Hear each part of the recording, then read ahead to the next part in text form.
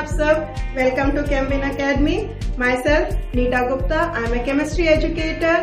I'm in this teaching profession since last more than 15 years, and I have a special focus on JEE and NEET examination and other state board examinations. This information is for my those students, those viewers who are going to join me for the first time, जो आज पहली बार मेरे साथ जुड़ने जा रहे हैं. Now, before starting the session, let me brief what I have brought for you in this series. मैं आज एक सीरीज शुरू करने जा रही हूँ, especially from NTA अभ्यास ऐप से, where I am going to solve some of the papers which are from NEET section. Okay, so NEET वाले बच्चे खुश हो जाओ. आप लोगों को हमेशा ये था ना कि मैम हमारे लिए कुछ नहीं करे, so I have brought this series and I am going to solve some at least minimum 3-4 papers I am going to solve, because इतना इससे ज़्यादा तो हम कुछ कर नहीं पाएंगे क्योंकि अगस्त का ही मंथ रह जाएगा हमारे पास. सितंबर में भी शायद एग्जाम हो जाएंगे. बट प्लीज़ जेईई स्टूडेंट्स, जो आप जो है ना, don't feel bad about it, because I am going to bring for you also some good stuff, and you are also going to join me in this, because NEET examination, NEET question papers, though they are having that level little bit lower as compared to JEE examinations questions, but the quality of the questions, that is always maintained in the NEET question paper. So clarity of the concept, अगर आप देखें logic है और जो है smart tricks wherever applicable, वो तो NEET के क्वेश्चन पेपर की बात करो या फिर जेईई के पेपर की बात करो, दोनों में ही रहेगा. So don't worry about it, and I hope you are going to join me in this session also. So, and even for the NEET aspirants, whenever I bring some JEE question paper, you also join those papers. Why? Because those sessions, because there that level developing skill is going to be improved, your thought process is going to improve, that higher level questions that will make you to think more logically and more concept clarity is going to be there. Okay, so from that point of view, my session is equally important whether it is for NEET aspirants or whether you talk about JEE aspirants. That is clear? First. The second point which I want to discuss with you is how to prepare for the subject. Time कम है लेकिन हम bore भी हो रहे हैं, और जो है हमें ये समझ में नहीं आ रहा, कंफ्यूज्ड है, स्टूडेंट इज कंफ्यूज्ड है, यार क्या करे क्या ना करे, यार ये करूँ कि ये करूँ, कब तक करना पड़ेगा, है ना. तो इसके लिए तो मैं आपको बता देती हूँ, you have got a very good opportunity that now you have got the time. If you have not studied your NCERT book, अगर आपने NCERT book नहीं पढ़ी है, so please start doing that. You talk to your seniors, those who have got a good rank, and you will get the comments that reading the NCERT book one time नहीं, 2 time नहीं, it is more than n number of time. आप जितना भी पढ़ेंगे उतना कम है. So now, whether it is a chemistry subject or physics or your biology, so everywhere NCERT से जो है ना, they are putting that questions directly cut and paste. So and inorganic का सेक्शन आपको ये तो अब तक तो ये पता ही होगा कि हमारा केमिस्ट्री जो है 4 पार्ट्स में डिवाइडेड होता है: physical, inorganic, organic end of course practical. वो हम कैसे भूल सकते हैं, प्रैक्टिकल सेशन है, एप्लीकेशन लेवल का क्वेश्चन पेपर, एप्लीकेशन लेवल के क्वेश्चंस नहीं डालेंगे तो क्या करेंगे. सो प्रैक्टिकल्स की बात करें तो whether it is organic, practical organic chemistry, whether it is inorganic, when you talk about volumetric, qualitative और quantitative, redox type of titrations, उसमें से एक आध क्वेश्चन तो कभी ना कभी आ ही जाता है. क्वालिटेटिव पोर्शन होता है तो उसमें से ना आए तो ऐसा हो नहीं सकता. So practical chemistry you have to keep in mind. You can very well go through your laboratory manuals. वहाँ पे बहुत अच्छे से explain किया हुआ है. Direct ask ये हमने ये इसमें डाला, what is the observation, what is the color, what is the complex form, everything is given there in the manual, laboratory manual. You just have to go through that. And concept की clarity जो है, basic concept it is in the 11th and 12th NCERT book. So both way combine it and you will get it. Okay. And then when you talk about inorganic section, students का बहुत जो है ना queries मेरे पास यही आते हैं कि यार मैडम इनऑर्गेनिक का सेक्शन को कैसे प्रिपेयर करें, how to prepare. So for that NCERT is the Bible, it is the utmost. उसमें से direct cut and paste. So read it, 10-15 time जितना हो सके उन चैप्टर्स को प्रिपेयर करिए। डायरेक्ट क्वेश्चंस मैंने जो है हर बार यही देखा है कि डायरेक्ट क्वेश्चंस पुट अप किए जाते हैं। So and read the NCERT book and make your short and concise notes. जितना हो सके हर चैप्टर की जो है नोट्स बना लीजिए, और जितना हो सके उसको जो है मैंने जैसा मैं अपने स्टूडेंट्स को बोलती हूँ कि जहां जहां हो सके वहां पे उसको मार्किंग कर लीजिए। आपके पास बुक मार्क्स वगैरह के लिए बहुत सारे स्टिकी नोट्स होते हैं, so do that. So with the help of that you will gate पूरा जो इतना बड़ा चैप्टर है ना वो छोटा सा हो जाएगा, and when you revise it you will get it. ठीक है, then talking about organic section and physical, numericals and organic, ये दोनों ही स्पेशल पार्ट है और ये मेरे जो है हमेशा फेवरेट रहे हैं, because they are always scoring and they are always making the time very in this thing. कब टाइम पता ही नहीं चलता कि पूरा हम करते चले जाते हैं और टाइम कहाँ चला जाता है हमें पता ही नहीं चलता, because we get so much engrossed in solving those questions. So organic and numericals का सेक्शन जो है it is again you can go through NCERT book, उसके पीछे के क्वेश्चन दिए, ऑर्गेनिक में कन्वर्जन दिए हैं, नेम रिएजेंट, रिएक्शंस है, डू दैट। फिर न्यूमेरिकल्स के लिए तो जो है you can go to any of the books which are available in the market, and नहीं है तो अब तो समय इतना रहा ही नहीं है। This is those who are going to give the exam next year, for them I am talking, but जो अभी just within a month they are going to give the exam, for them solving this questions that is more than enough. Okay, so I have now talked about the how to prepare for the examination in a short time. कुछ नहीं करना है, NCERT की book से and solve the questions as much as you can solve. So that is the thing which you have to keep in mind. Okay, so हो गई, बहुत सारी बातें हो गई। अगले के लिए कुछ और बातें रखेंगे, तो शुरू करते हैं आज का session. And I hope it is going to be very interactive and very concept clarity के साथ ये सेशन जो है आप लोगों को बहुत ही इंटरेस्टिंग लगेगा और आप इसे एंजॉय करेंगे।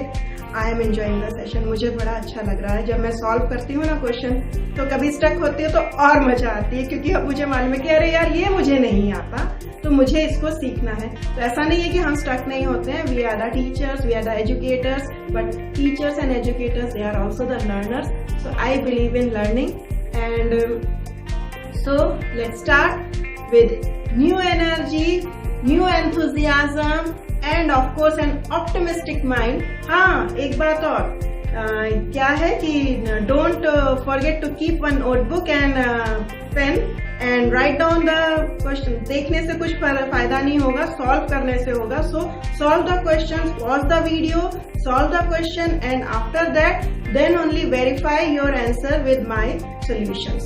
So that will help you the clarity of the concept. Okay?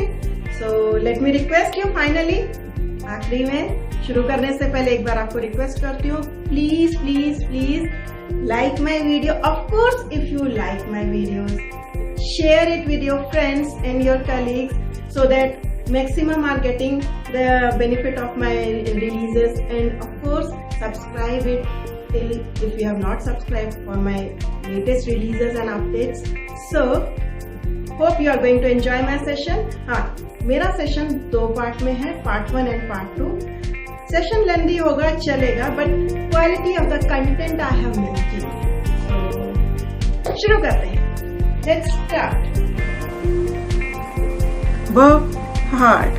Working hard is important, but there is something that matters even more. That is believing in yourself. So believe in yourself. Success is always going to be yours.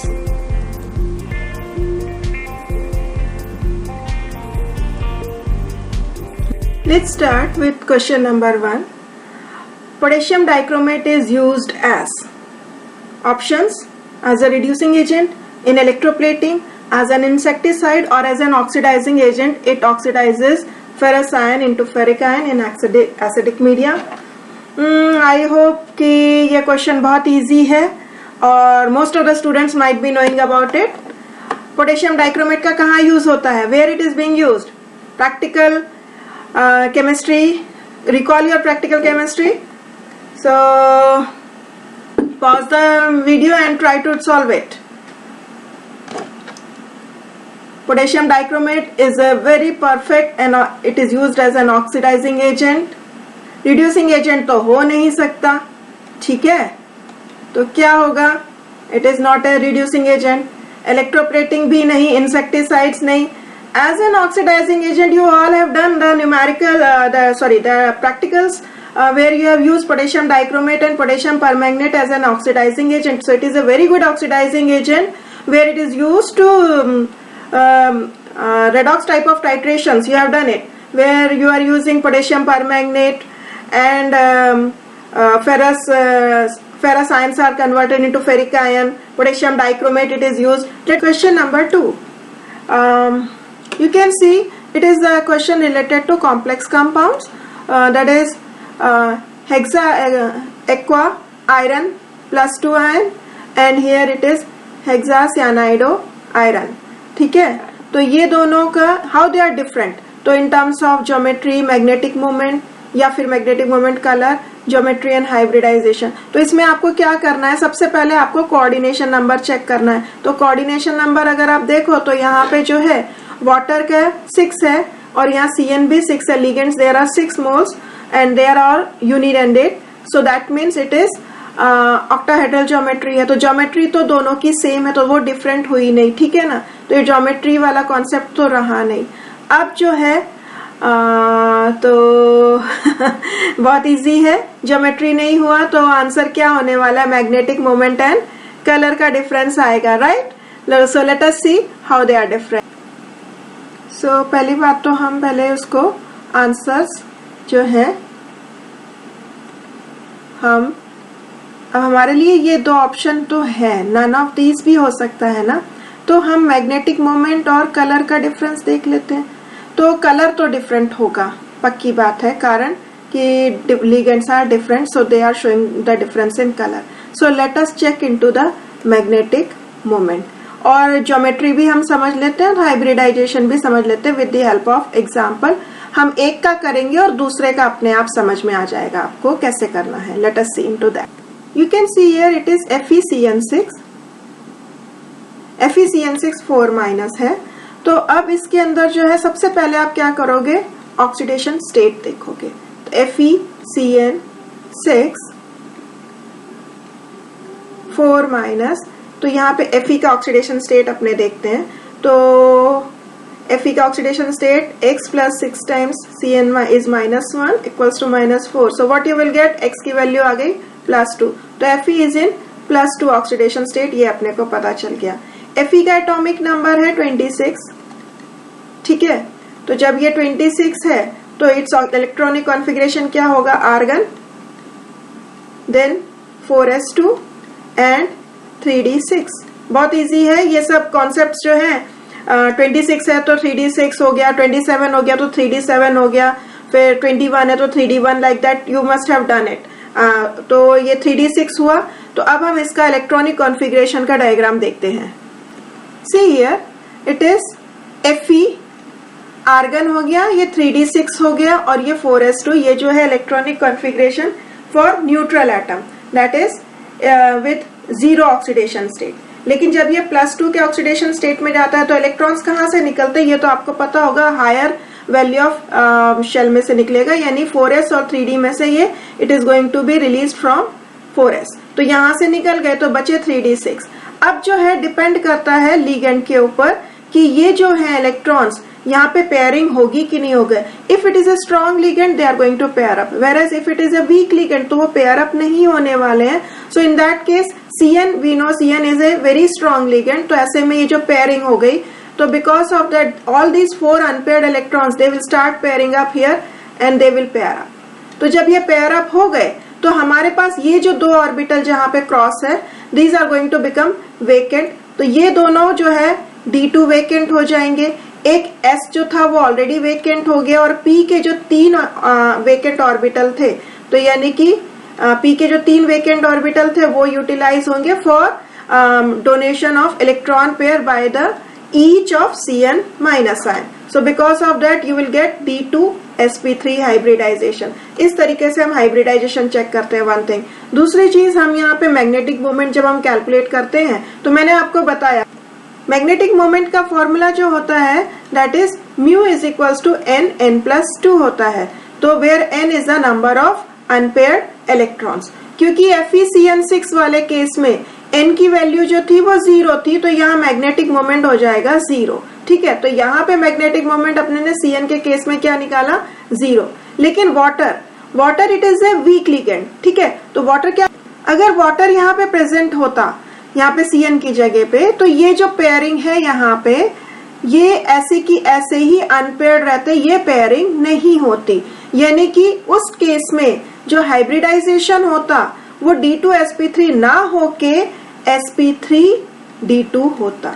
तो जब Fe के साथ water is acting as a ligand, तो उस case में जो है hybridisation is that is sp3d2, that and here it is inner orbital complex बनेगा, here it is outer orbital complex बनेगा। और जो है इसमें मैग्नेटिक मोमेंट जो है, इस केस में जो है मैग्नेटिक मोमेंट जो है वैल्यू 0 हो जाएगी, लेकिन दूसरे केस में, वाटर के केस में, जो magnetic moment it is related to for n equals to how many unpaired electrons, 4। So 4 plus 2 हो जाएगा, and then you can calculate and you will get not equal to 0। so magnetic moment जो है दोनों के different हो गए, hybridisation दोनों के डिफरेंट हो गए, बट क्या सेम है, कोऑर्डिनेशन नंबर सेम है। Okay, the nature of the ligand, if it is the ligand is changing, of course the color of the complex is also changing, that you have to keep in mind। okay, so answer कौन सा हो गया हमारा, ये नहीं हुआ, this is the right answer. Geometry जो है हाइब्रिडाइजेशन डिफरेंट है, बट ज्योमेट्री सेम है, इसकी वजह से 1 और 3 नहीं होगा। नन ऑफ दिस इसलिए नहीं होगा क्योंकि मैग्नेटिक मोमेंट दोनों का डिफरेंट और कलर लिगेंड डिफरेंट होने की वजह से कलर डिफरेंट हो गया। Let us move on to the next question. Third question you can see here, it's related to the question that is from the chapter solutions. मुझे बहुत पसंद है ये चैप्टर क्योंकि है ही बड़ा मजेदार, इजी है और करने में बड़ा मजा आता है न्यूमेरिकल्स, क्योंकि इजी है, फटाफट हो जाते हैं। So let's try the question. Here also it is a very easy question, बहुत ही इजी क्वेश्चन दिया हुआ है। 0.5 molar solution of ethylene glycol. Ethylene glycol it is N coolant which is used in cars where in the western countries because the temperature drops to -17, more than even lesser than that, और नीचे चला जाता है, तो ऐसे में freezing point जो है डिप्रेस जो है वाटर का, ऐसे में क्या होगा, कार में अगर पानी हम डालेंगे खाली तो वो क्या करने वाला, what it is going to do, it is going to freeze out, so it is going to be act as an coolant, act as an anti refrigerant, and what it's you are given freezing point depression constant, it is 1.86 given to you. The mixture will freeze at, you have to calculate by this formula you have to use. Actually में हम want of factor को अगर हम use करें तो बहुत अच्छा रहता है। हमेशा हमको क्या करना है, ये वाला फॉर्मूला यूज करना होता है, I into KF into M। तो ये फॉर्मूला जो है ना, it is applicable for any of the solute which is being used in the solution. तो जब नॉन आयनाइजेबल जो सब्सटेंस होते हैं, इस केस में जैसे इथिलीन ग्लाइकोल है, इथिलीन ग्लाइकोल आपको पता है it is like CH2 OH। This is ethylene glycol, it is an organic compound, covalent compound, so ये आयनाइजेबल नहीं है, तो इट इज नॉन आयनाइजेबल। तो जब ये नॉन आयनाइजेबल है तो ऐसे में जो होगा, इसकी I की वैल्यू जो होगी इट इज इक्वल टू 1। तो यहाँ पे I की वैल्यू 1 है, तो वैसे तो हम ये भी यूज करेंगे जब एसोसिएशन और डिसोसिएशन नहीं होता है, तो उस केस में I की वैल्यू 1 हम रख के हम काम कर सकते हैं। And you can use this equation also. Molality आपको ऑलरेडी दी हुई है, KF आपको ऑलरेडी दी है, बहुत इजी सा है। Solve it and you will get the answer, that is KF की value 1.86 into 0.5 and you solve it out. You are going to get how much? Yes, I know you must have got it, 0.93 degrees Celsius. Now they are not asking delta TF, they are asking the mixture. उस mixture का solution क्या है, वो जो है freezing point क्या है, तो वो फॉर्मूला हमें यूज करना है। अपने को पता है डिप्रेशन हो रहा है तो सॉल्वेंट का फ्रीजिंग पॉइंट ज्यादा होगा, सॉल्वेंट जो है वाटर है, तो it will B 0 minus 0.93। So you will gate, यहाँ पे देखो कंफ्यूजन क्रिएट करने के लिए बहुत अच्छे सा it is given to you, plus 0.93 होगा कि माइनस पॉइंट, ये तो होने वाला नहीं है, तो सी और डी तो है नहीं ऑप्शन, तो आपका ऑप्शन इन दोनों में से होगा। अब इन दोनों में से आप students they might get confuse कि भाई क्या करना है, और इस चक्कर में ए ऑप्शन जो है दे देते हैं, but it is going to be -0.93 degree Celsius. So the your option is B. ठीक है, so let us move on to that fourth question. You can see here the number of isomers including stereoisomers of C5H10R. Video को pause करिए और try to solve yourself and let us see that आप मेरे जैसा solve कर पा रहे हो कि नहीं कर पा रहे हो। Let us look into that. तो अब तक आपने सॉल्व कर ही लिया होगा। आंसर क्या है? I hope you are getting the right answer. The answer here is what? 13. This is the right answer. I hope you have got it this one. ये तीनों नहीं है। और अब हम सॉल्व करने की कोशिश करते हैं। सबसे पहले दिया है, हम ये देखते हैं C5H10. C5H10 with the formula you can see it is an alkene. CnH2n वाला फॉर्मूला यूज करना है। फिर आपको पता है ये साइक्लो अल्केन्स भी देगा, क्योंकि साइक्लो अल्केन्स और अल्कीन्स दोनों के लिए सेम फॉर्मूला होता है। तो सबसे पहले हम अल्कीन्स बनाते हैं। Okay, see here there are how many carbon? 5। तो 1 2 3 4 एंड 5 अल्कीन है, तो पहले मैं यहाँ बना लूंगी एक डबल बॉन्ड। फिर मैं क्या करने वाली हूं, मैं इसको डबल बॉन्ड को यहाँ डालने वाली हूँ। ठीक है, फिर तीसरा वाला, अब जो है डबल बॉन्ड तुम इधर डालो कि इधर डालो, बात एक ही है। फिर अगर बीच में डालो या इधर डालो तो बात एक ही है। तो ये दोनों हो गए, लेकिन लेकिन लेकिन लेकिन यहाँ पे आप भूल मत जाना कि they are even asking stereoisomers, and आपको पता है ये डबल बॉन्ड है, तो ये डबल बॉन्ड के साइड पे ये इथाइल ग्रुप है and here it is methyl group, so it is going to show cis as well as trans type of isomerism. So 1 एक ये हो गया, यहाँ पे कितने हो गए? 2 हो गए। ठीक है, लेट अस मूव ऑन। अब अपने क्या करते हैं, अब अपने ये जो है कितने कार्बन की चेन अपने ने लॉन्ग ली थी, यू कैन सी हियर 1 2 3 4 5 5 है। तो अब हम 4 कार्बन की चेन बनाते हैं, 1 2 3 एंड 4, और एक हम यहाँ पे पेंडेंट के फॉर्म में रख देते हैं। तो now here you can see here, यहाँ पे एक डबल बॉन्ड डाल सकते हैं अपने। फिर अपने दूसरे केस में हम डबल बॉन्ड यहाँ डाल सकते हैं। ठीक है, फिर अपने कहाँ डाल सकते हैं? यहाँ डाल सकते हैं। ठीक है ना, तो अपने यहाँ डाल सकते हैं। So now how much? 3 and 3 6, तो यहाँ 6 हो गए। अब अपने क्या करेंगे, अब हम कहीं पे भी, अब हम दूसरा नहीं कर सकते हैं, हम 3 का नहीं कर सकते अल्कीन का, तो अब हम जाएंगे रिंग पे जाते हैं। So let us move on to the ring. 5 carbon का है, तो साइक्लोअल्केन एक 5 कार्बन का हो गया। फिर 4 कार्बन का अपने डालते हैं। 5 में एक ही पॉसिबिलिटी है, 4 में एक और एक पॉसिबिलिटी है, लेकिन जब जैसे ही 3 आते हैं तो हमारी नंबर ऑफ पॉसिबिलिटीज बढ़ जाती हैं। तो अब 3 आते हैं तो अपने देखते हैं, दिस इज 1। ठीक है, फिर एक इधर डाला और एक इधर डाला दूसरा, फिर दिस इज 1 3rd। ओके, ये तीसरा हो गया। ओके, सो कितने हुए? लेट अस सी। 1 + 2 3 4 5 6 7 8 9 10 11 11 तो है, तो कौन से बाकी के 2 बचे? स्टीरियो आइसोमर्स तो आप कैसे भूल सकते हो, तो स्टीरियो आइसोमर्स भी कर ले अपने। If I keep the triangle here and here CH3 and here H, and if it is the methyl group on the same site, and in the other case this is CH3 and here CH3, so these are the 2 stereo isomers which you have not counted till, so it makes it 11 + 2, that is 13 total number of isomers. These 2 they are showing the DL configuration, अगर एक dextro है तो दूसरा लेवो होगा. Okay, so these are the two stereoisomers. So finally we have got the answer as 13. Okay, let's move on to the next question.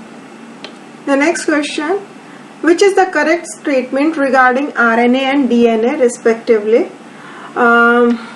Sugar component in RNA is arabinose and sugar component in DNA is 2-deoxyribose. फिर sugar component B का उसमें RNA और DNA का ribose and 2-deoxyribose हो गया. फिर तीसरा है RNA का अराबिनोस होगा और DNA के केस में राइबोस होगा.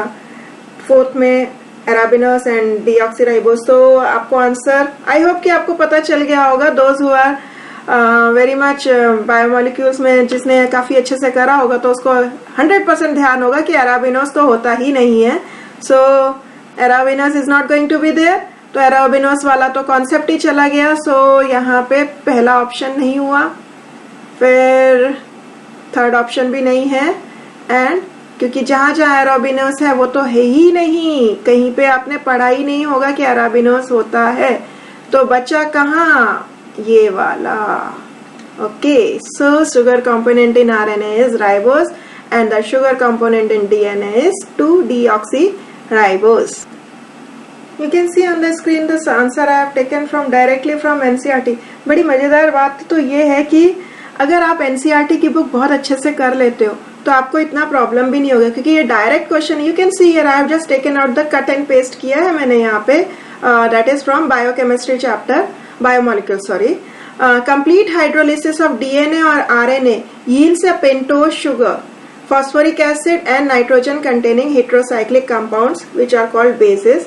तो DNA और RNA जब भी उनका हाइड्रोलिसिस करेंगे तो हमें बेसिक जो है स्मॉलेस्ट स्ट्रक्चर कौन सा मिलेगा, DNA और RNA का एक पेंटोज शुगर होगा, फिर फॉस्फोरिक एसिड होगा और नाइट्रोजन कंटेनिंग हेटेरोसाइक्लिक कंपाउंड्स होगा. फिर DNA में sugar moiety is beta D 2-deoxyribose, whereas in case of RNA it is beta-D-ribose. फर्क कहाँ है? Let us see that. You can see here, यहाँ पे OH present है और यहाँ पे OH absent है. Okay. So in this case it is deoxy. D means removal. Oxygen is not there. Whereas in this case of OH it is present. So it is beta-D-ribose. और सिर्फ इतना ही फर्क है, बाकी और कोई भी चेंज नहीं है. So DNA, deoxy, RNA or simply ribose. Okay. Let's move on to the next question.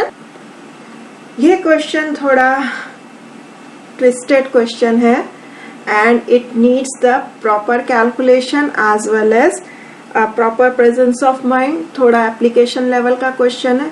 Let us see. बहुत मजेदार क्वेश्चन है. Okay. What are the final concentration of all the ions when the following are mixed? 50 ml 0.12 molar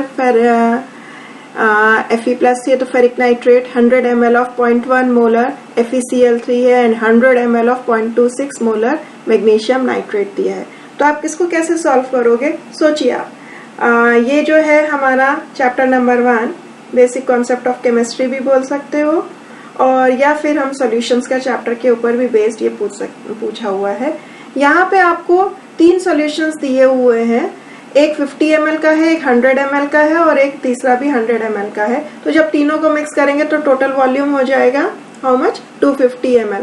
तो actually में when they are doing it तो formula जो basic formula है ना वो ये ऐसा यूज हुआ है, M1V1 plus M2V2 plus and so on, जितने भी मिलने के बाद वो बनाएगा MV. तो जैसे फॉर एग्जाम्पल कहने का ये मतलब है कि for example you see here, पहला वाला सॉल्यूशन जो है ना 50 ml of 0.12 molar ferric nitrate और दूसरा वाला जो है 100 ml of 0.1 molar ferric chloride है. तो जब ये दोनों मिक्स करेंगे तो इसमें जब ये तीनों को मिक्स करेंगे तो सॉल्यूशन तो 250 ml हो जाएगा, लेकिन जो आयरन है वो +3 के फॉर्म में इसमें से भी जा रहा है और इसमें से भी जा रहा है. तो हम क्या करेंगे, मिलीमोल्स निकाल लेंगे. तो first foremost step is to calculate the millimoles of every solution. तो उसके बेस पे हम आगे बढ़ने वाले. Let us see how. You can try yourself and you can check your answer. तो थोड़ा कॉम्पिटिटिव भी हो जाएगा और आपको एक एग्जाम में क्वेश्चन कैसे करते हैं उसकी वाली फीलिंग आएगी. So that feeling you will get it when you will solve before me. So try it out before seeing the answer solution. Late us do that. See here, मैंने यहाँ पे मिलीमोल्स निकाल के रखे हुए हैं. You can see here millimoles molarity into V volume in ml. सो कितना आपको दिया है सोल्यूशन? 0.12 मोलर दिया है. कितना वॉल्यूम दिया? 50 ml. So simply multiply that to, you will get 6 millimoles. अब ये जो 6 मिलीमोल्स हैं, तो अगर हम इसका आयनाइजेशन रिएक्शन करते हैं तो क्या, यू कैन सी हियर, जैसे ये 6 मिलीमोल्स है, टोटल इसके 6 मिलीमोल्स है, तो जब आयनाइजेशन होगा तो ये Fe+3 कितने मिलीमोल्स निकलेंगे? 6. लेकिन जो नाइट्रेट आयंस है वो 3 × 6 यानी 18 मिलेंगे. तो हमें यहाँ पे 6 मिलेगा. Okay, and you will get here for this as 18. ठीक है, तो ये हो गया हमारा मिलीमोल्स. तो इसी तरीके से अब हम क्या करेंगे, दूसरे के भी निकालेंगे. That is you are going to find out for this also 0.1 molar 100 ml of 0.1 molar FeCl3. तो आप क्या करोगे, 100 × 0.1 कर दोगे और जो है Fe का 100 × 0.1 यानी 10 आ जाएगा और Cl3 का 3 × 10 दैट इज 30 आ जाएगा. सिमिलरली 100 × 0.26 फॉर मैग्नीशियम नाइट्रेट का करोगे तो you will get for that 26 और जो है 100 × 0.26. So you will gate 26 millimoles for magnesium and 2 × 26 that is 52 moles of nitrate ions. ठीक है, तो ये आप करो और उसके बाद जो है नेक्स्ट स्टेप हम देख. See that I have done the question, solved it. हमने क्या करा, मैंने जैसे आपको बताया था, मैंने जो है आपके उसमें क्वेश्चन के अंदर मैंने मिलीमोल्स निकाले तो 6 इसके आए, 18 नाइट्रेट के आए, Fe+3 दूसरे केस में 10 आए और Cl के 3 टाइम्स है तो 30 आ गया. तो एक 10 आया तो 3 टाइम्स करेंगे तो 30 आ गया. मैग्नीशियम का अगर 26 आया मैग्नीशियम आयंस का, तो नाइट्रेट का यहाँ पे 52 आया. तो मुझे टोटल Fe+3 कितना मिला? 6 + 10 that is how much? That is 16. और कितना वॉल्यूम हो गया था? 50. 100 का हो गया, तो दैट मीन्स इट वाज 250. तो डिवाइड करा तो 0.064 इसका आ गया. फिर NO3 माइनस का इसी तरीके से हम करेंगे, 2 जगह आएगा 18 + 52 एंड डिवाइड बाय 250. तो यू विल गेट NO3 इस गाय का आपको मिलेगा, you will get it as for this guy how much. मजा आ रही है मुझे तो काम करने में, आपको मजा आ रही है? I like it. It is 0.28. So Cl minus similarly 30/250 करेंगे तो इसका भी आ जाएगा. And finally magnesium ions 0.104 molar. So let us see what is the final answer here. What will be the answer? I hope you have got it. 0.064 ये तो हुआ नहीं, तो ये वाला तो नहीं हुआ. फिर 0.28, 0.28, 0.28, 0.8 तो ये भी नहीं हुआ. फोर्थ ऑप्शन भी नहीं रहा. अब इन दोनों में से बचा कितना आया था अपना Cl का? 0.12 आ गया था. लेकिन मैग्नीशियम का कितना आया था? It was 0.104. So answer is B. ठीक है, so let's move on to the next question. बहुत बढ़िया क्वेश्चन है, question number 7. In a reaction the initial concentration of reactant increases 4-fold and rate becomes 8 time of its initial value. Order of the reaction is. आपको क्या करना है? I hope कि you are knowing. It is a very simple question, बहुत easy सा question, लेकिन है बड़ा अच्छा क्योंकि ये फटाफट वाला लेकिन बड़े मजेदार क्वेश्चन है. So what you are going to do, suppose rate is R is equals to K into C⁻n, है ना? यही तो रेट का इक्वेशन होता है. और फिर अब आप क्या करोगे, आपको दिया है कंसंट्रेशन जो है रिएक्टेंट का वो 4 टाइम्स इंक्रीज हो गया है. Okay, so and the rate has become 8 times. So solve that. So when you increase reactant जो है 4-fold हो गया, so how much you are going to do it? It is 4 times C हो गया. और जो है रेट जो हो गया वो कितना हुआ अपना? 8 टाइम्स हो गया. So when it is 8 times, so you are going to write here 8. So 8R equals to K 4 C⁻n. तो you can divide the two equation. ये equation 1 और ये इक्वेशन 2. तो जब डिवाइड करेंगे तो R, K और C कैंसल आउट हो जाएगा and simply you will gate the relationship in terms of 2 raised to the power something. So let us see that. So it is upon R is equals to K C raised to the power n. तो R cancel हो गया. So you will get it as 2 raised to the power 3 equals to 2 raised to the power 2. अच्छा हाँ, ये n तो भूल ही गई मैं यहाँ पे, ये n आएगा. Okay. So you will get 3 is equals to 2n. Now what is the answer? Yes, yes, yes. 1.5. So this is the answer. Let's move to the next question. Question number 8. Which of the following amino acids is essential? So if you know it, try it out. Otherwise मैं तो बताने के लिए हुई. So थोड़ा बहुत हम देख लेते हैं. आपको क्या ध्यान में आ रहा है? एस्पार्टिक एसिड नहीं है, एलेनाइन नहीं है, तो कौन सा है? वेलेनाइन को ध्यान में रखना है, वो है कि नहीं. तो ये तो है ही. एसेंशियल कौन से होते हैं? Amino acids they are of 2 types, essential and non essential. Essential वाले कौन से हुए? विच आर जो हमारी बॉडी जो सिंथेसाइज नहीं करती, the amino acids which are not synthesized by our body, so they are, you are going to get them from your diet, whereas non-essentials, they are already present in the body, so our body doesn't require that extra those amino acids. So there are 20 amino acids, of that 10 are essentials and 10 are non-essential. Let us look into the little bit. I have taken from textbook का ही question है, direct question है. सबसे बड़ी मजेदार बात ये है कि direct question है. So what we say, what our experience suggests, from our experience, I suggest that NCERT की बुक को आपको देखना ही है. उसको 1 नहीं 2 नहीं 3 बार, जितने भी बार आप पढ़ सकते हो उसको, line by line, read line by line, line by line, and ultimately you will get a concept very much clear in your mind. और देखते ही आप क्वेश्चन को पहचान जाओगे. ये क्वेश्चन कुछ इसी तरीके का है, and one question cost you 4 marks. You can't afford to lose all that 4 marks, right? So let us look into that. You can see here it is the list. These are the amino acids. This is the structure of general structure of amino acid, where the value of R if changes, then the amino acid also changes. So glycine में R की value यहाँ H होगी, alanine में CH3, like that.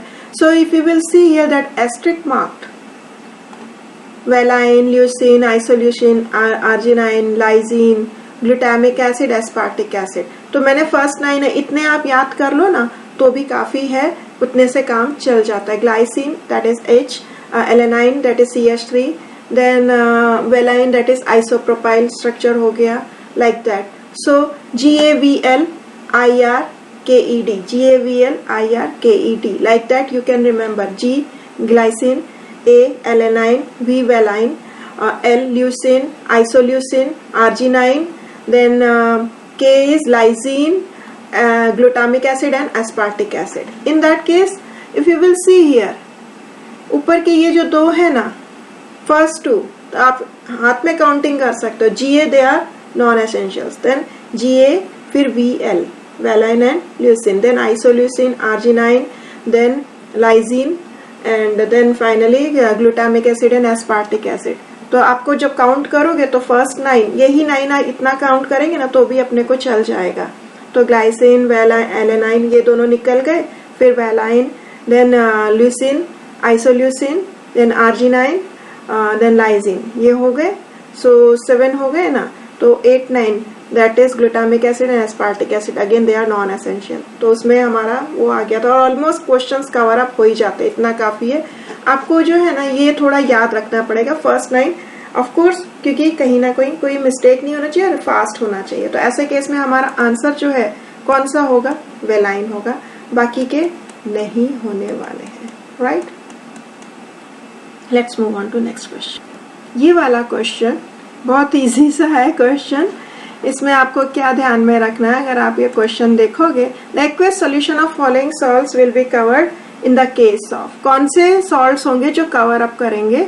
तो of course you will have to look into the paramagnetic behaviour, जहां पे दिखाई पड़ेगा आयंस का, पॉजिटिव आयंस, पहली बात तो metal ions they are coloured, और इस केस में जो है Zn अगर आपको पता है तो इसका जो इलेक्ट्रॉनिक कॉन्फ़िगरेशन 30 के हिसाब से कितना होता है, that is argon 4s2 3d10।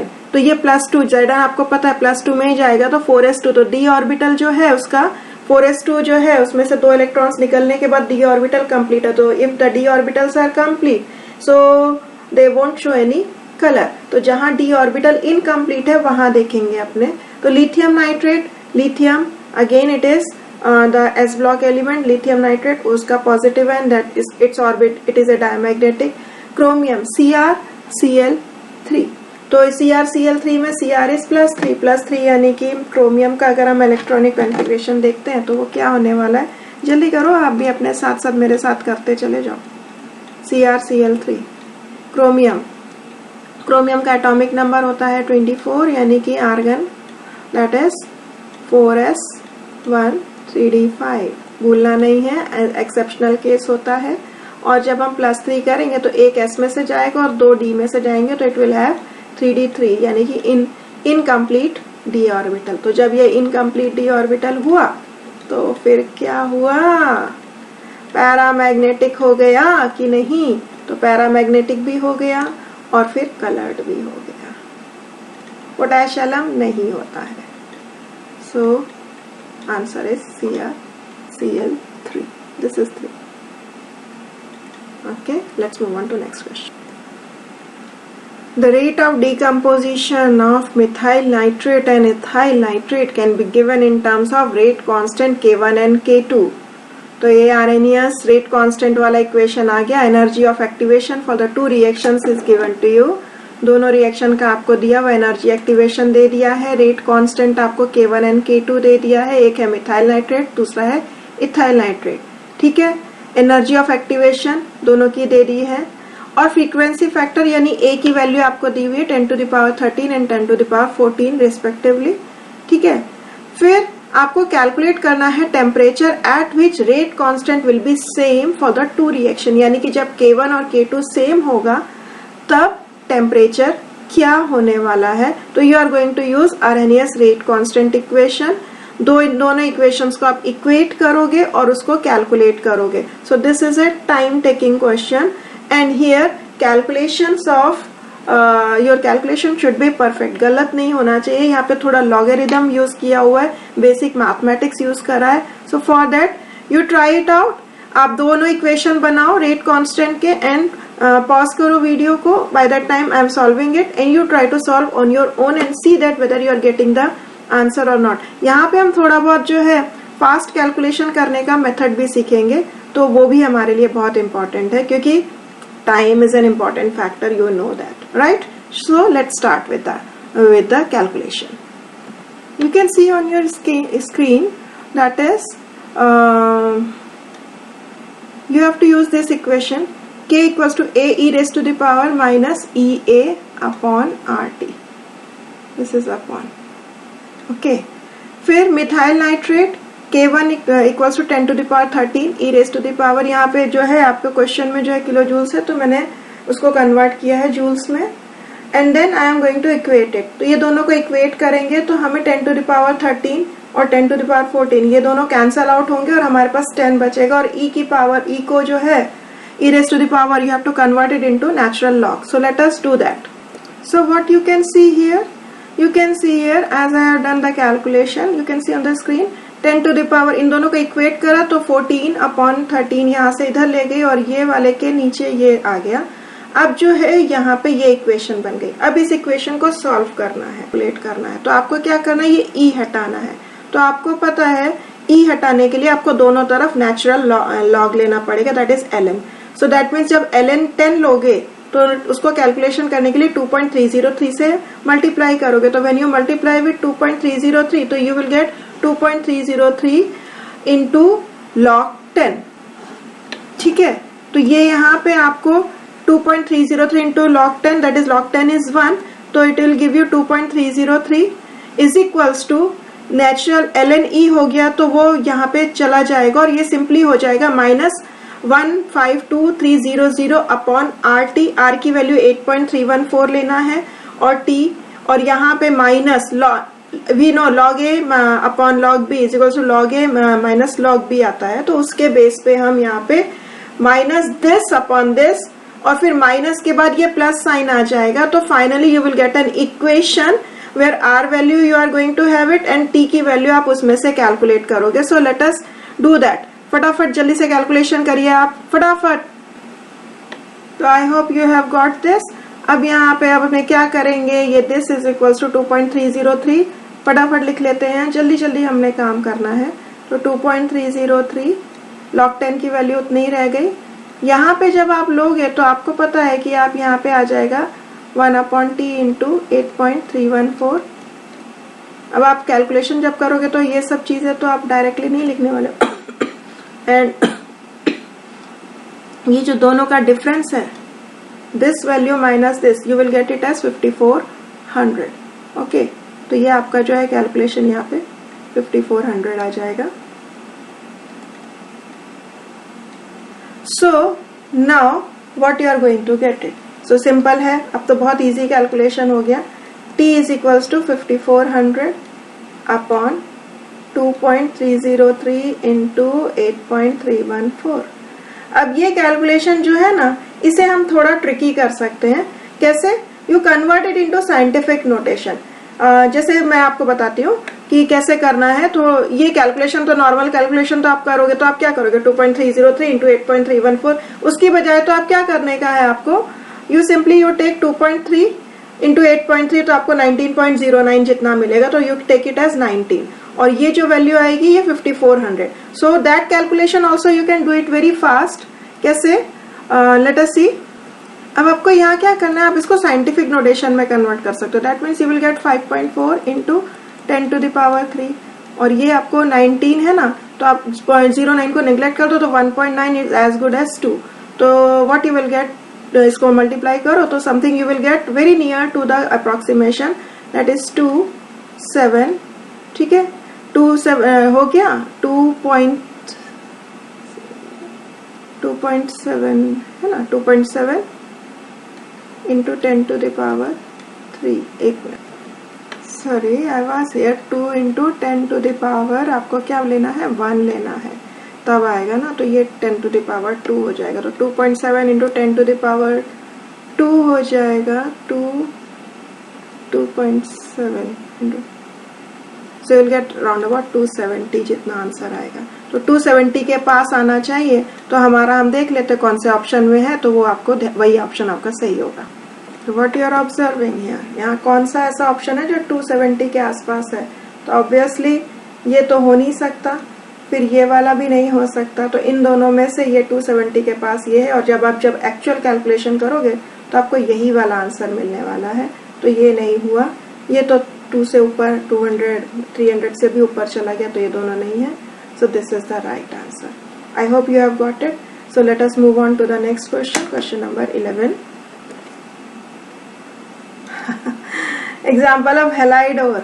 Galena, PBS हुआ, सिनेबार ये हो गया मर्करी का HGS. तो ये दोनों तो सल्फाइड ओर्स हो गए. क्रायोलाइट आपको पता है हॉल हेरोल्ड प्रोसेस में आप यूज करते हो. That is Na3AlF6 plus bauxite जो है Al2O3 और इसका मिक्सचर हम यूज करते हैं. तो क्रायोलाइट में ही फ्लोराइड आयन होता है, तो हैलाइड ये हुआ. सो ये और क्या इसको बारे में तुम इसको खुद ही देख सकते हो, इसके बारे में क्या डिस्कशन करना. Move on to the next question is related to, it's a good question. In which of the following octahedral complex of cobalt. Cobalt का कॉम्प्लेक्स जो है ऑक्टाहेड्रल है, सारे 6 के कोऑर्डिनेशन नंबर है, तो ऑक्टाहेड्रल हो गया. Atomic number 27.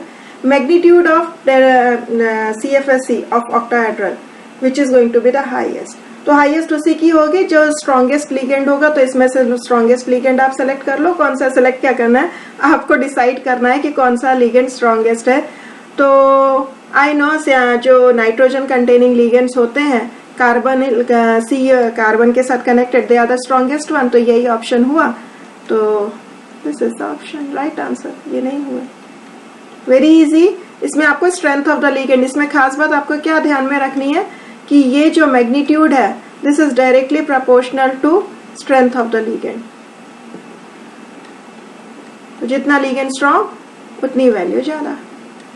So on that basis, Cl, because it is strongest of all, so this is the answer, right? Move on to the next question. This question, next one, it is a very good one. Which among the following is not true for the hydrolysis of tertiary butyl bromide with aqueous NaOH?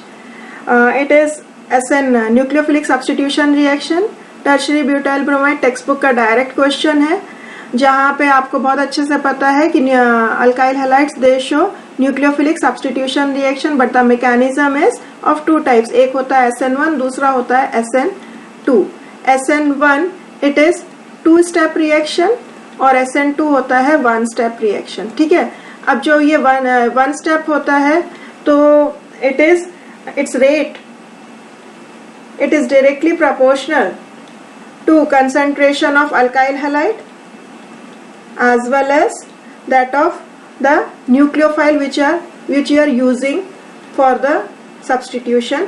जबकि 2 step होता है ये classical carbocation बनाता है. तो classical carbocation तो यानी कि अगर आपने टर्शरी ब्यूटाइल ब्रोमाइड लिया तो ये जो है एक मिनट पहले तो हम ये देख लेते हैं. इसका रेट जो होता है it is dependent only upon the alkyl halide. How? Let us see that. Okay, so हम यहाँ पे कार्बोकेटाइन बना लेते हैं. Br फर्स्ट स्टेप जो है आयनाइजेशन होता है in the presence of some polar solvent. Br is a very good leaving group. So what you will get? You will get this type of a carbocation which is 3 degree carbocation. एक बार 3 degree carbocation stable carbocation बन गया, so it becomes a rate determining step. Second step में क्या होने वाला है? Second step में यही कार्बोकेटाइन जो है इस पे जो है न्यूक्लियोफाइल जो आएगा, whatever the nucleophile, if you take hydrolysis तो OH आएगा. तो what you will get some compound like this.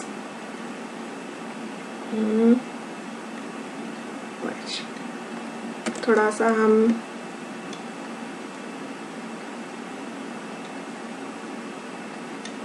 कैसे बना लेते हैं.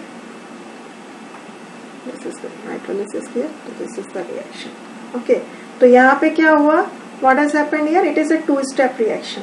पहले स्टेप में कार्बोकेटाइन बना, तो जब तक कार्बोकेटाइन नहीं बनेगा तो it is a slow step and rate determining step. तो formation of carbocation is dependent only upon what? Only upon alkyl halide.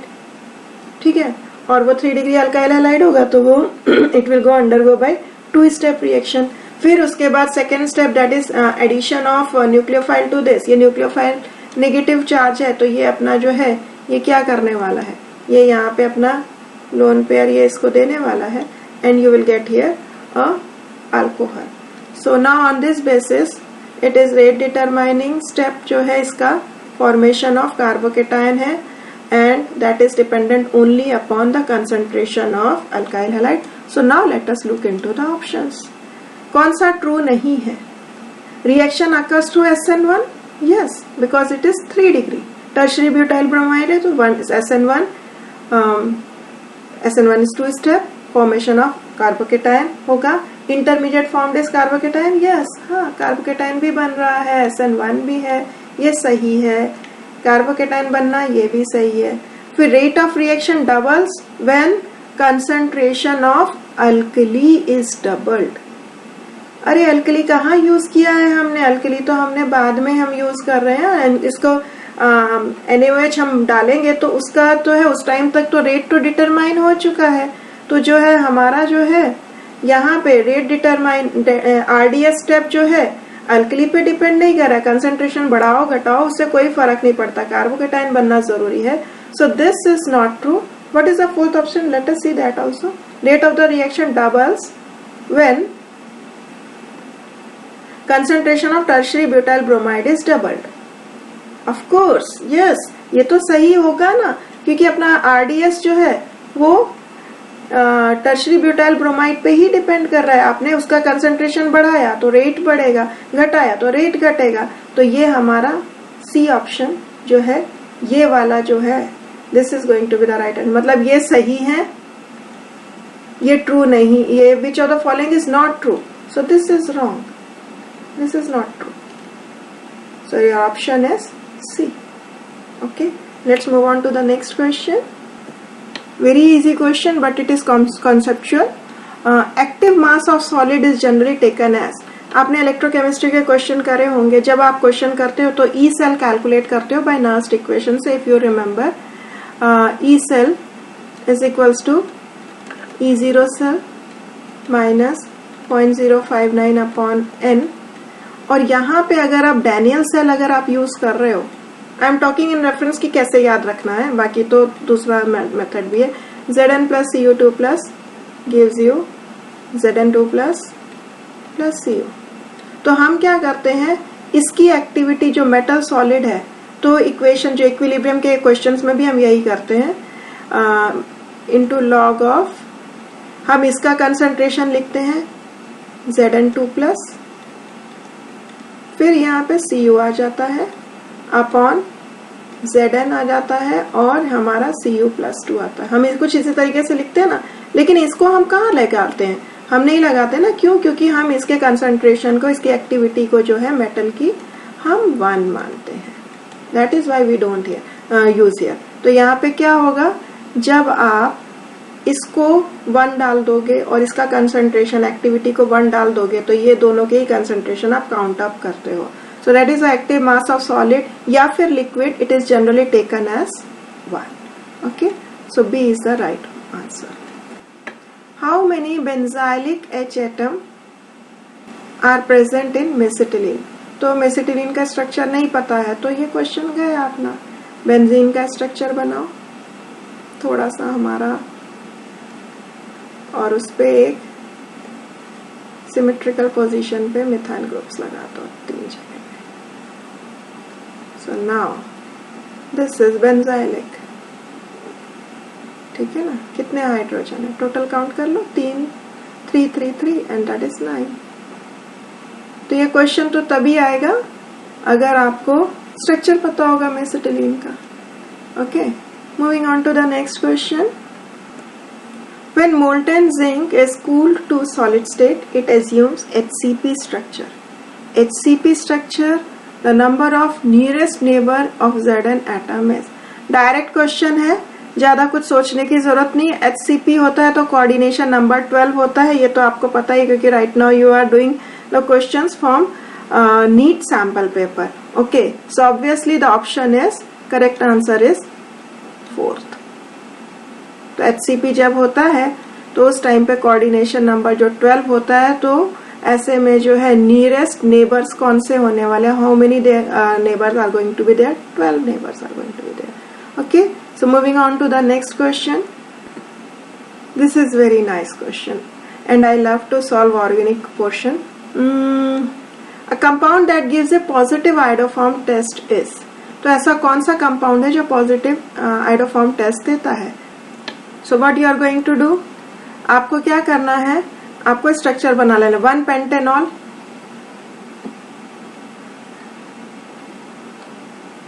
So this is 1 pentanol. तो यहाँ पे जो है इसके साथ मिथाइल ग्रुप कहीं पे भी नहीं है, तो ये ऑप्शन नहीं हुआ. 3 पेंटेनॉल, तो यहाँ पे भी कहीं मिथाइल नहीं है, तो ये भी नहीं हुआ. 2 pentanol, you can see here 1, 2, 3, 4 and 5. तो यहाँ पे आपको कार्बोनिल ग्रुप के साथ ये मिथाइल ग्रुप है, तो it is going to give you yes. और pentanal 1, 2, 3, 4, 5, this is your pentanal. तो ये देगा, हाँ नहीं देगा ये, सॉरी. तो आपके पास ऑप्शन हो गया this 3rd one. Mechanism is via formation of enolate ion. दूसरा पॉइंट जो आपको इसमें ध्यान में रखना है कि आपको चाहे कोई भी कार्बोनिल कंपाउंड्स, अल्डिहाइड और कीटोन्स लेने हैं, तो आपको ये ध्यान में रखना है कि CO ग्रुप के साथ CH3 हो. तीसरा पॉइंट आपको क्या ध्यान में रखना है, the 3rd point which you have to keep in mind is, if you take an alcohol then it has to be, अगर प्राइमरी अल्कोहल है तो इथेनॉल देगा, और सेकेंडरी अल्कोहल है तो it has to be CHOH के एक side methyl group होना जरूरी है. ठीक है.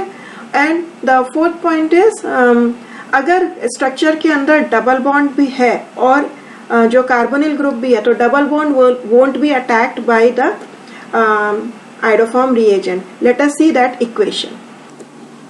Yes, you can see here in this first thing is there has to be methyl ketone, carbonyl group के साथ एक मिथाइल ग्रुप होना चाहिए। तो जो है जो methyl group that will convert into that hello form, अगर आई लिया तो आइडो फॉर्म हो जाएगा। और यहाँ पे दूसरा एक एग्जाम्पल लिया, ये टेक्स्ट बुक से ही मैंने जो है I have taken this example. You can see C double bond C, that is not going to affect. जो सी डबल बॉन्ड ओ है ये यहाँ से ब्रेक हो रहा है, you can see here it is going to break from here, ये यहाँ से ब्रेक होगा और सी ओ के साथ ओ एन ए लग गया, and this remaining CH3 that will get converted into CHCl3 or CHI3 or whatever it is, whatever the halo group you have taken. If you have taken I, it will get converted into iodoform and like that. Okay, so I hope you have got understood a clear concept of iodoform test. बहुत important है exam point of view से। They are giving like this question, और यहाँ पे हमें जो है alcohols भी देते हैं और carbonyl compounds भी देते हैं, but provided there has to be a CH3 group attached to the carbonyl group, then of course they are going to give you this iodoform test. और अगर alcohols की बात करें तो it should have this type of formula, ये याद रखना है। इससे आप देख सकते हो जैसे CH3 CH OH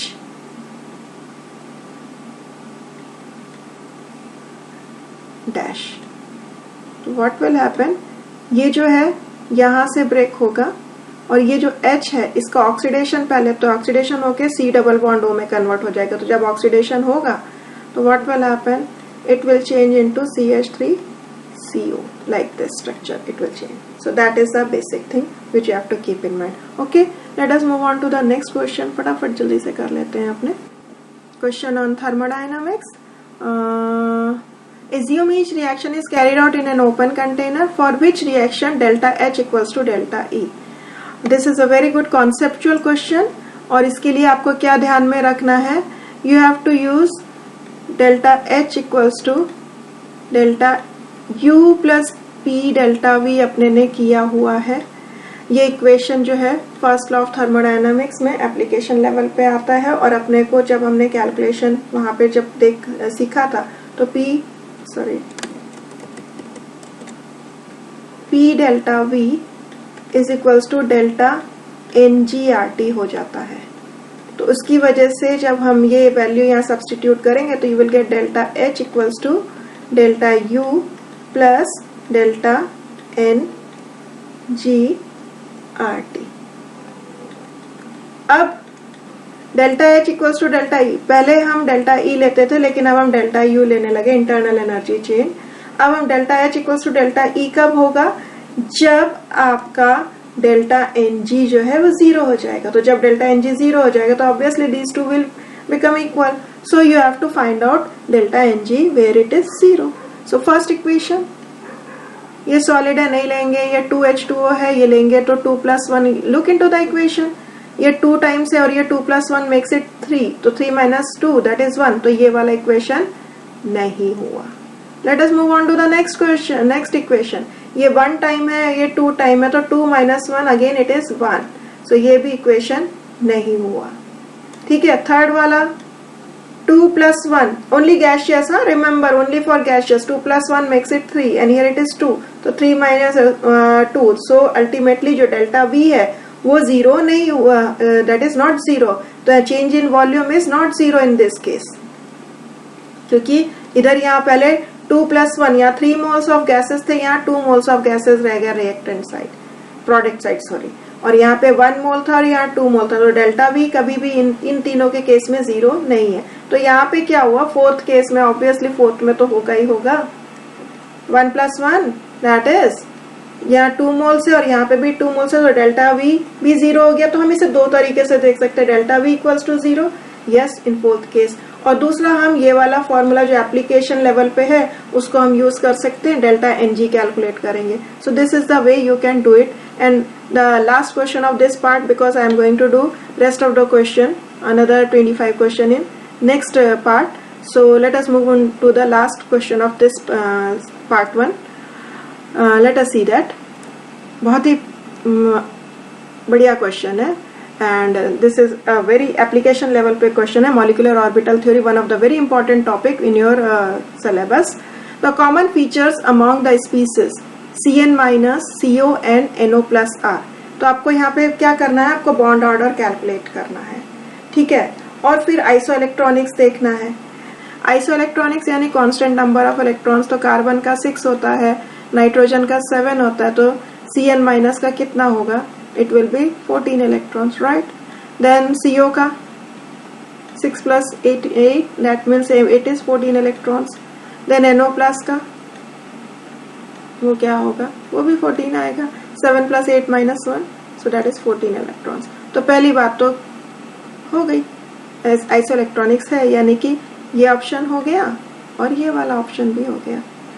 अब अपने बॉन्ड ऑर्डर भी चेक कर लेते हैं। बॉन्ड ऑर्डर चेक करने के लिए मैं आपको एक तरीका बताती हूँ, so that trick you can say that is going to be very helpful for you, ठीक है।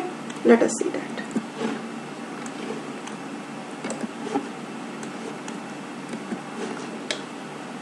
उसके लिए आपको क्या करना है, आपको सिर्फ एक चीज याद रखनी है कि बॉन्ड ऑर्डर जो होता है नाइट्रोजन N2 का, दैट इज 14, N2 आपको पता है 14 इलेक्ट्रॉन्स होते हैं, तो आपको क्या करना है, जो 14 number of electrons, total number of electrons आपको काउंट करने हैं।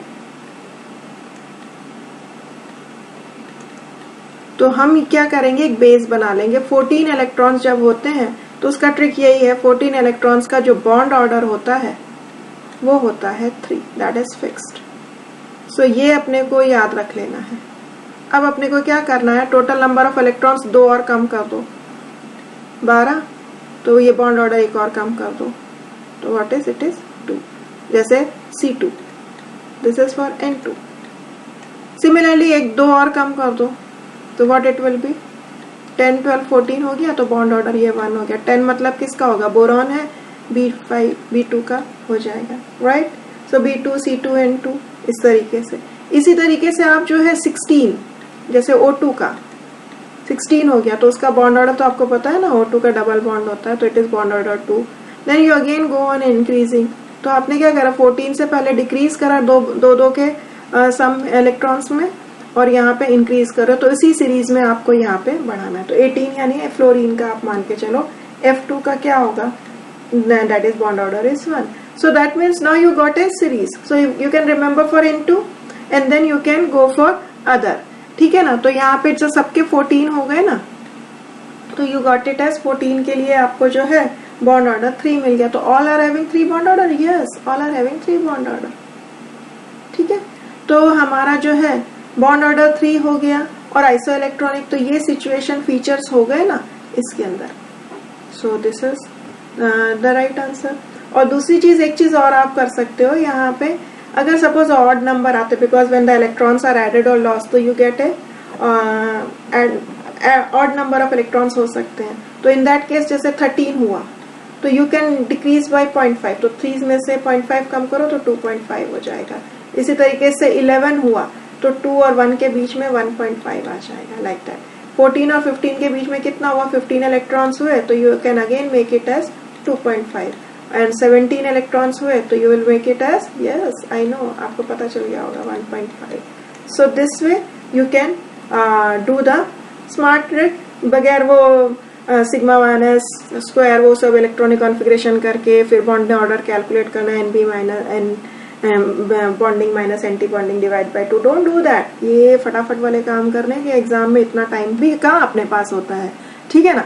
So what is your answer, bond order 3 weak field ligand. जब ये हो गया तो बाकी के नहीं होने वाले हैं ना, तो ये दोनों तो आ ही गए ना अपने इसमें, तो सिचुएशन हमारे लिए ये सही होगा।